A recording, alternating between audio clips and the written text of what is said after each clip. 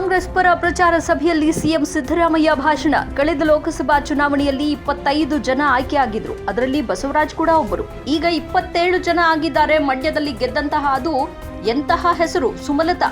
ಹಾಸನದ ಪ್ರಜ್ವಲ್ ರೇವಣ್ಣ. ಗೆದ್ದ ಸಂಸದರು ಕೇಳಬೇಕಿತ್ತು, ಕರ್ನಾಟಕಕ್ಕೆ ಅನ್ಯಾಯ ಆಗ್ತಿದೆ, ಅಪ್ಪರ್ ಭದ್ರಾಗೆ ಹಣ ಬರಲಿಲ್ಲ. ಕರ್ನಾಟಕಕ್ಕೆ ಅನ್ಯಾಯ ಆಗಿದ್ದರೂ ಲೋಕಸಭಾ ಸಂಸದರು ಕೇಳಿದ್ರಾ? ಬಾಯಿ ಬಿಟ್ಟಿದ್ದಾರ? ಈಗ ಸೋಮಣ್ಣ ಅವರನ್ನ ಕರೆದುಕೊಂಡು ಬಂದು ನಿಲ್ಲಿಸಿದ್ದಾರೆ. ಕಳೆದ ವಿಧಾನಸಭಾ ಚುನಾವಣೆಯಲ್ಲಿ ನನ್ನ ಮೇಲೆ ನಿಲ್ಲಿಸಿದರು. ಚಾಮರಾಜನಗರದಲ್ಲಿ ಪುಟ್ಟರಂಗ ಶೆಟ್ಟಿ ಮೇಲೆ ನಿಲ್ಲಿಸಿದ್ರು. ನನ್ನ ಮೇಲೆ ಬೇಕಾದ್ರೆ ನಿಲ್ಲಲಿ, ನಾನು ಎದುರಿಸ್ತೇನೆ. ಪಾಪ ಆ ಪುಟ್ಟರಂಗ ಶೆಟ್ಟಿ ಮೇಲೆ ನಿಲ್ಲಿಸಿದ್ರು. ಎಲ್ಲಾ ಕಡೆ ಕೆಲಸಗಾರ ಅಂತ ಹೇಳಿಕೊಂಡು ತಿರುಗ್ತಿದ್ದಾರೆ. ವಸತಿ ಸಚಿವರಾದಾಗ ಒಂದು ಮನೆ ಕೊಡ್ಲಿಲ್ಲ. ನಮ್ಮ ಅವಧಿಯಲ್ಲಿ 14,46,000 ಮನೆಗಳನ್ನ ಕಟ್ಟಿಸಿದ್ದೇವೆ. ಮಿಸ್ಟರ್ ಸೋಮಣ್ಣ, ಬಡವರಿಗೆ ಮನೆ ಕಟ್ಟಿಸಿದ ದಾಖಲೆ ತೋರಿಸಿ. ನಾನು ಕೆಲಸಗಾರ ಅಂತಾರೆ, ತೋರಿಸಪ್ಪ. ಲೋಕಸಭೆಗೆ ಸೋಮಣ್ಣ ಕಳಿಸಿದ್ರೆ ಕೆಲಸ ಮಾಡ್ತಾರ? ನರೇಂದ್ರ ಮೋದಿ ಕಂಡರೆ ಎಲ್ಲ ಎಂಪಿಗಳು ಗಡಗಡ ಅಂತ ನಡುತ್ತಾರೆ. ಮೋದಿ ಮುಂದೆ ಸೋಮಣ್ಣ ನಿಲ್ಲೋಕಾಗತ್ತಾ? 27 ಜನ ಲೋಕಸಭಾ ಸಂಸದರಿಂದ ಕರ್ನಾಟಕ ರಕ್ಷಣೆ ಮಾಡೋಕೆ ಸಾಧ್ಯ ಇಲ್ಲ. ಸೋಮಣ್ಣಗೆ ಬೆಂಬಲಿಸಬಾರದು. ಮುದ್ದಹನುಮೇಗೌಡ 2014ರಲ್ಲಿ ಸಂಸದರಾಗಿದ್ದರು. ನಾನು ಆಗ ಪ್ರಚಾರಕ್ಕೆ ಬಂದಿದ್ದೆ. 5 ವರ್ಷಗಳ ಕಾಲ ಮುದ್ದಹನುಮೇಗೌಡ ಸಮರ್ಥವಾಗಿ ಕೆಲಸ ಮಾಡಿದ್ರು. ಕರ್ನಾಟಕದ ಅನೇಕ ಸಮಸ್ಯೆಗಳಿಗೆ ಕೆಲಸ ಮಾಡಿ ಪರಿಹಾರ ಕೊಡಿಸಿದ್ರು. ಇಂತಹವರನ್ನ ಕಳಿಸಬೇಕಾ ಇಲ್ವಾ? ಬಾಯಿ ಬಿಡದವರನ್ನ ಕಳಿಸಬೇಕಾ? ನೀವೇ ತೀರ್ಮಾನ ಮಾಡಬೇಕು. ತೀರ್ಮಾನ ಮಾಡ್ತೀರಾ ಅಲ್ವಾ? ಮುದ್ದಹನುಮೇಗೌಡರನ್ನ ಗೆಲ್ಲಿಸ್ತೀರಲ್ವಾ? ಇಂದು ಇಡೀ ದೇಶದಲ್ಲಿ ಅಂಬೇಡ್ಕರ್ ಜನ್ಮದಿನ ಆಚರಣೆ ಮಾಡ್ತಾ ಇದ್ದೇವೆ. ಹೆಣ್ಣು ಮಕ್ಕಳ ಪ್ರಗತಿಯಾದಲ್ಲಿ ಸಮಾಜ ಪ್ರಗತಿ ಆಗುತ್ತೆ ಅಂತ ಅಂಬೇಡ್ಕರ್ ಹೇಳಿದ್ರು. ಹಿಂದುಳಿದವರಿಗೆ ಅಸಮಾನತೆಯಿಂದ ನರಳುತ್ತಿದ್ದಾರೆ, ಅವರಿಗೆ ಶಕ್ತಿ ನೀಡಬೇಕು ಅಂತ ಹೇಳಿದ್ರು. ಇಡೀ ಜಗತ್ತಿನಲ್ಲಿ ಶ್ರೇಷ್ಠ ಸಂವಿಧಾನ ನೀಡಿದ್ದು ಬಾಬಾ ಸಾಹೇಬ್ ಅಂಬೇಡ್ಕರ್. ಎಲ್ಲರಿಗೂ ಸಮಾನತೆ, ಸ್ವಾತಂತ್ರ್ಯ ಸಿಗಬೇಕು, ಒಂದು ತಾಯಿ ಮಕ್ಕಳಂತೆ ಬದುಕಬೇಕು ಅಂತ ಅಂಬೇಡ್ಕರ್ ಹೇಳಿದ್ರು. ಸರ್ವ ಜನಾಂಗದ ಶಾಂತಿಯ ತೋಟ ಅಂತ ಕುವೆಂಪು ಕೂಡ ಹೇಳಿದ್ರು. ದೇಶದ ಅಧಿಕಾರ ಬಲಾಢ್ಯರ ಕೈಯಲ್ಲಿ ಸಿಕ್ಕರೆ ಸಮಾನತೆ ಬರೋದಿಲ್ಲ. ಸಾಮಾಜಿಕ ಸ್ವಾತಂತ್ರ್ಯ, ಆರ್ಥಿಕ ಸ್ವಾತಂತ್ರ್ಯ ಸಿಕ್ಕಾಗ ಮಾತ್ರ ಸಮಾಜ ಸೃಷ್ಟಿಯಾಗುತ್ತೆ ಅಂತ ಅಂಬೇಡ್ಕರ್ ಹೇಳಿದ್ರು. ಇದೆಲ್ಲವೂ ಕಾಂಗ್ರೆಸ್ ಪಕ್ಷ ಮಾಡ್ತಾ ಇದೆ. ಈ ಹಿಂದೆ ಸಿಎಂ ಆಗಿದ್ದಾಗ ಕೂಡ ನಾನು 165 ಭರವಸೆಗಳಲ್ಲಿ 158 ಭರವಸೆ ಈಡೇರಿಸಿದ್ದೆವು. ಅವೆಲ್ಲ ನುಡಿದಂತೆ ನಡೆದು ಭರವಸೆ ಈಡೇರಿಸಿದ್ದೇವೆ. ಈ ಬಾರಿಯೂ 5 ಗ್ಯಾರಂಟಿ ಯೋಜನೆ ಮಾಡಿದ್ದೇವೆ. ಬಿಜೆಪಿಯವರು ಟೀಕೆ ಮಾಡಿದ್ರು. ಗ್ಯಾರಂಟಿ ಜಾರಿಯಾದ್ರೆ ಕರ್ನಾಟಕ ದಿವಾಳಿ ಆಗತ್ತೆ ಅಂದ್ರು. ನರೇಂದ್ರ ಮೋದಿ ಅವರು ಕೂಡ ಇದೇ ಹೇಳಿದ್ರು, ಆರ್ಥಿಕವಾಗಿ ದಿವಾಳಿ ಆಗತ್ತೆ ಅಂದ್ರು. ಇಂದು ಅವರೇ ನಮ್ಮ ಗ್ಯಾರಂಟಿ ಪದ ಕದ್ದು ಬಿಟ್ಟಿದ್ದಾರೆ. ನರೇಂದ್ರ ಮೋದಿ ಗ್ಯಾರಂಟಿ ಅಂತಾರೆ, ಅವರು ಕೊಟ್ಟ ಭರವಸೆ ಯಾವುದಾದ್ರೂ ಈಡೇರಿದ್ಯಾ?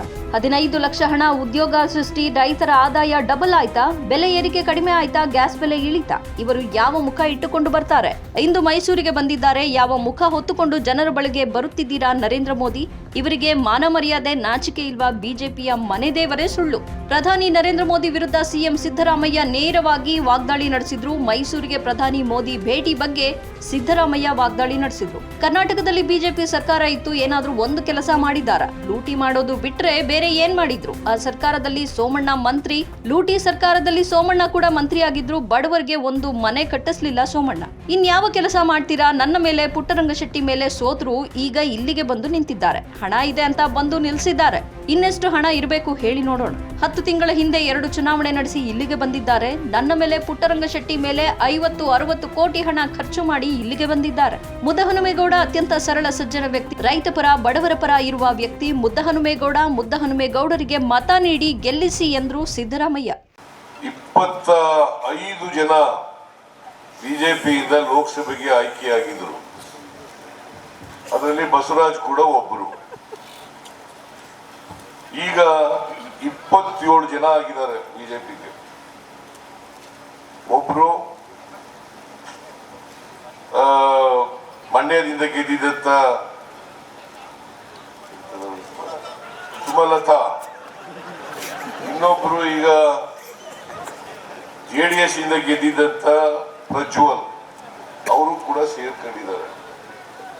ನಾನು ಒಂದು ಪ್ರಶ್ನೆಯನ್ನ ನಿಮಗೆ ನೀವು ಅವ್ರಿಗೆ ಕೇಳಬೇಕು. ಕರ್ನಾಟಕಕ್ಕೆ ದೊಡ್ಡ ಅನ್ಯಾಯ ಆಗಿದೆ. ಬರಗಾಲ ಬಂದರೂ ಕೂಡ ₹1 ಬಿಡುಗಡೆ ಮಾಡಲಿಲ್ಲ.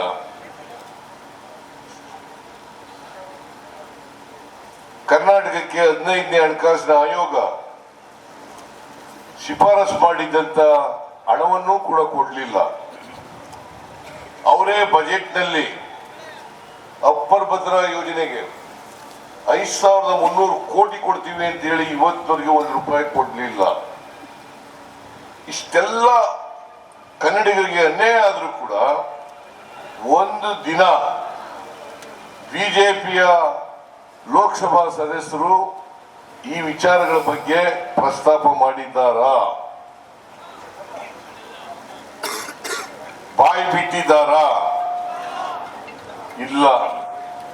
ಅಂದಮೇಲೆ ಇವ್ರು ಯಾಕೆ ಲೋಕಸಭೆಗೆ ಹೋಗ್ಬೇಕು? ಈಗ ಸೋಮಣ್ಣನವರನ್ನ ಬೆಂಗಳೂರಿನಿಂದ ಕರ್ಕೊಂಡ್ಬಂದು ಇಲ್ಲಿ ನಿಲ್ಲಿಸಿದ್ದಾರೆ. ಕಳೆದ ವಿಧಾನಸಭಾ ಚುನಾವಣೆಯಲ್ಲಿ ಬೆಂಗಳೂರಿನಿಂದ ಕರ್ಕೊಂಡ್ಬಂದು ನನ್ನ ಮೇಲೆ ನಿಲ್ಲಿಸಿದ್ರು. ಆಮೇಲೆ ಚಾಮರಾಜನಗರದ ಪುಟ್ಟರಂಗ ಶೆಟ್ಟಿ ಮೇಲೂ ಕೂಡ ನಿಲ್ಲಿಸಿದ್ರು.